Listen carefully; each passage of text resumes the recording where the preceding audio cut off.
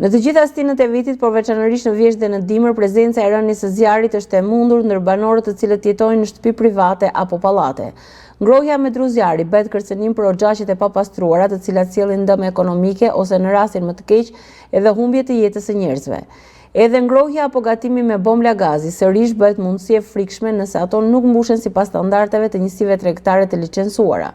Shërbimi mbrojtjes nga zjarri dhe shpëtimi në Pogradec, siç njihet nga të gjithë shërbimi zjarfikës, ka mundur të jetë në kohën e dur, duke dhënë ndihmën e specializuar në raste të tilla dhe shpëtuar jetë njerëzish. Kemi patur shfaqje zjarri në shumë raste në vetin e Pogradecit, që janë të ndryshme, edhe gjatë BA-it patëm shumë shfaqje zjarri, edhe tani në këtë kohë që jemi përsëri, kemi patur raste zjarri nga pagullesia.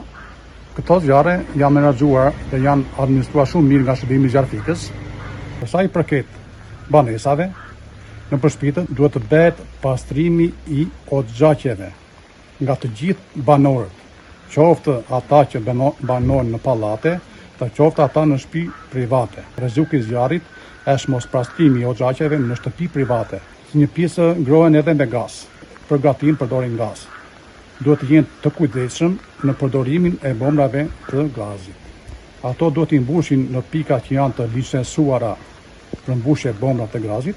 Duhet të bëjë një thirrje dhe një sensibilizim të madh qytetarëve të Pogradecit dhe të gjithë banorëve në fshatra.